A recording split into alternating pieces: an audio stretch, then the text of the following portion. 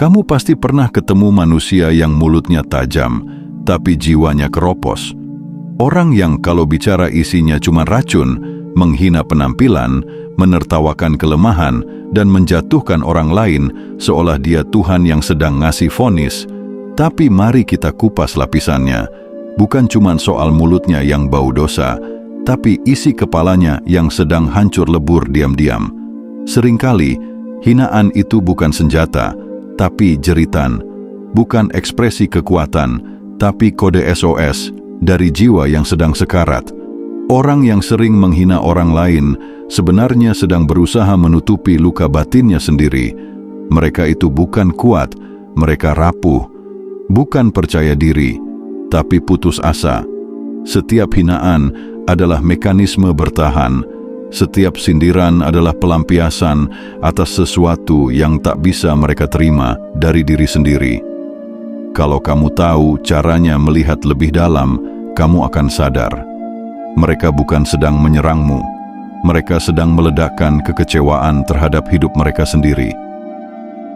Pertama, mereka iri tapi tak mau mengakuinya.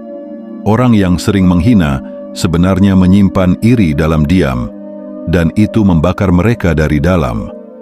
Iri itu racun yang sunyi, pelan-pelan memakan logika dan nurani. Karena mereka merasa tidak sanggup menyamai apa yang kamu miliki, penampilanmu, pencapaianmu, cara kamu hidup, mereka menyerangmu. Tapi bukan karena kamu lemah, justru karena kamu memantulkan sesuatu yang mereka inginkan, tapi tak bisa mereka jangkau. Hinaan mereka adalah bentuk pengakuan paling jujur yang dibungkus kebusukan. Alih-alih bilang, kamu hebat, mereka lebih memilih nyinyir. Kenapa? Karena mengakui kehebatan orang lain itu menyakitkan bagi ego yang sudah lama terinjak. Hinaan jadi alat pertahanan untuk menjaga harga diri palsu yang sebenarnya sudah remuk. Kamu harus tahu, orang yang benar-benar percaya diri tak pernah butuh menjatuhkan. Mereka yang tenang dengan hidupnya akan sibuk memperbaiki diri, bukan menyerang. Iri hati yang tak tersalurkan dengan cara sehat akan bermutasi jadi hinaan. Dan ketika hinaan jadi rutinitas, itu artinya batin si pelaku sudah mulai membusuk pelan-pelan. Jadi kalau ada yang terus menghina kamu, jangan langsung baper. Buka matamu. Bisa jadi kamu sedang berdiri di titik yang ingin mereka capai, tapi mereka terhalang oleh mentalitas kerdil. Dan satu-satunya cara mereka menenangkan diri adalah merendahkan kamu, biar mereka merasa lebih tinggi, meski cuma dalam imajinasi kosong mereka saja. Kedua, mereka takut kamu lebih bahagia dari mereka. Orang yang sering menghina sesungguhnya panik melihat kamu bahagia. Itu fakta yang pahit tapi penting untuk kamu tahu. Mereka benci senyummu bukan karena senyummu jelek, tapi karena senyum itu asli, benar-benar memancarkan kebahagiaan, tulus. Sementara mereka hidup dalam topeng, pura-pura bahagia, pura-pura sukses, pura-pura damai. Dan senyumanmu menusuk mereka seperti pisau, mengingatkan bahwa hidup mereka adalah sandiwara yang gagal. Kebahagiaanmu menjadi ancaman. Kamu mungkin tidak punya segalanya, tapi kamu damai.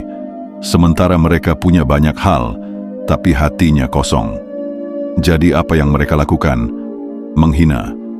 Mereka menyindir gaya hidupmu, meremehkan selera bajumu, mengomentari caramu berbicara. Karena dengan menjatuhkan kamu, mereka berharap bisa menghapus rasa sakit yang mereka rasakan sendiri. Tapi hinaan itu tak menyembuhkan, justru memperdalam lubang penderitaan mereka. Setiap kali mereka mencoba menjatuhkanmu dan kamu tetap berdiri, mereka semakin frustrasi. Mereka haus validasi dari dunia, tapi dunia lebih memilih tersenyum pada orang-orang yang jujur seperti kamu. Dan itu bikin mereka menggila dalam diam. Kamu harus paham ini, kebahagiaan sejati tidak bisa dipalsukan, dan siapapun yang hidup dalam kepalsuan akan selalu merasa terganggu oleh orang yang hidup dalam kejujuran. Jadi teruskan senyummu. Jangan padamkan cahayamu hanya karena ada manusia yang silau. Ketiga, mereka tidak bisa mencintai diri sendiri. Kamu bisa mengenali orang yang membenci dirinya sendiri dari satu hal: dia tak tahan melihat orang lain damai dengan dirinya. Orang yang penuh kebencian terhadap dirinya sendiri akan menyalurkan kebencian itu keluar. Dia jadi pemarah, sarkastik, penuh hinaan. Tapi sumbernya bukan kamu. Sumbernya ada di cermin, bayangan dirinya yang tidak pernah ia terima. Orang seperti ini biasanya tumbuh dalam penolakan, cacian, trauma. Mereka memendam banyak luka, tapi tidak tahu cara menyembuhkannya. Maka satu-satunya jalan yang mereka tahu adalah menularkan luka itu ke orang lain. Mereka menghina, karena itu satu-satunya cara mereka merasa berfungsi. Menghina jadi narkoba bagi mental mereka yang sudah limbung. Masalahnya, tidak semua orang sadar bahwa mereka sedang sakit di dalam jiwanya. Dan karena tidak sadar, mereka tidak mau berubah. Justru, semakin keras membela perilaku kasarnya dengan dalih jujur, blak-blakan, atau cuma bercanda. Padahal semua itu cuma kamuflase dari batin yang hancur lebur berantakan. Kamu harus sadar, ketika seseorang melontarkan hinaan secara rutin, itu bukan ekspresi kekuatan, tapi sinyal keputusasaan. Jangan tanggapi dengan amarah, tanggapi dengan jarak. Karena semakin kamu dekat dengan orang yang membenci dirinya sendiri, semakin besar kemungkinan kamu ikut terseret dalam kerusakan mereka. Keempat, mereka merasa tak berarti tanpa menjatuhkan. Ada manusia yang merasa dirinya cuma punya nilai saat dia bisa merendahkan orang lain.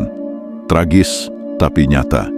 Mereka menilai diri mereka bukan dari pencapaian, bukan dari kebaikan, tapi dari seberapa jauh mereka bisa menekan orang lain ke bawah. Dan itu artinya mereka tidak punya pondasi harga diri yang sejati. Semuanya palsu, dibangun dari puing-puing ego yang rapuh. Hinaan jadi cara mereka membuat ilusi bahwa mereka lebih pintar, lebih keren, lebih benar, lebih kuat. Padahal kalau dilucuti semua itu, yang tersisa hanya ketakutan. Mereka takut tak dilihat, takut tak dianggap, takut menjadi biasa-biasa saja. Maka mereka menggonggong sekeras mungkin, berharap suaranya bisa menutupi kehampaan eksistensi yang mereka rasakan sendiri. Tapi dunia tidak peduli pada gonggongan kosong. Dunia hanya menghormati mereka yang kuat dalam diam, besar karena kebaikan, dan dihargai karena kualitas, bukan karena mulut yang tajam. Dan ini yang mereka benci, karena semakin kamu tenang, semakin terlihat bahwa mereka cuma pecundang yang sedang ribut sendiri dalam ruang kosong. Kamu harus tahu, menghina itu bukan skill, itu kebiasaan busuk yang tumbuh dari perasaan tidak cukup. Jadi kalau kamu diserang oleh orang yang kerjanya cuma menjelekkan orang lain, itu artinya kamu sedang berhadapan dengan seseorang yang sedang mati-matian mencari arti hidup dari cara yang paling menyedihkan. Kelima, mereka kehilangan kendali atas hidup sendiri. Orang yang kehilangan kendali atas hidupnya akan mulai mencoba mengontrol orang lain dengan cara paling rendah, yaitu menghina. Karena ketika hidupnya berantakan, ketika semua rencana gagal, ketika dia bahkan tak bisa mengatur hidupnya sendiri, maka dia akan mulai mencari siapa yang bisa ia tindas agar dirinya merasa berkuasa. Tapi itu kekuasaan semu. Hinaan hanyalah pengganti dari kontrol yang sudah hilang. Manusia semacam ini biasanya tidak punya arah. Hari-harinya diisi oleh penyesalan, ketidakpastian, dan rasa kalah. Tapi karena terlalu malu untuk mengakuinya, mereka membungkus luka itu dengan topeng sinis. Mereka merasa sedikit lebih baik ketika bisa membuat orang lain merasa buruk. Mereka tidak sadar, itu bukan solusi, itu penjara baru yang mereka bangun untuk diri sendiri. Kamu harus jeli, orang yang hidupnya utuh tidak akan repot mengurusi hidup orang lain, apalagi lewat hinaan. Mereka yang benar-benar bahagia justru mengangkat dan ingin agar orang lain ikut bahagia. Jadi kalau seseorang terus mencoba menjatuhkan kamu lewat mulut kotor mereka, itu karena hidupnya sedang roboh. Dia sedang menyaksikan reruntuhan dirinya sendiri dan berharap kamu ikut hancur supaya dia tak merasa sendirian. Jangan biarkan itu berhasil. Kamu harus tetap pegang kendali atas dirimu, meski orang lain sibuk membuang kendali atas dirinya sendiri. Kamu punya arah, kamu punya tujuan, dan itu membuatmu lebih kuat dari mereka, bahkan ketika kamu diam. Karena diam dari orang berprinsip lebih tajam daripada gonggongan orang frustrasi. Keenam, mereka sedang berteriak minta tolong, tapi tak tahu caranya. Hinaan kadang cuma terjemahan dari luka lama yang belum selesai. Sebagian orang tidak pernah diajari cara menyembuhkan diri. Mereka cuma tahu cara melawan, menyerang, menolak, dan bertahan. Mereka tak tahu caranya berkata, "Aku terluka."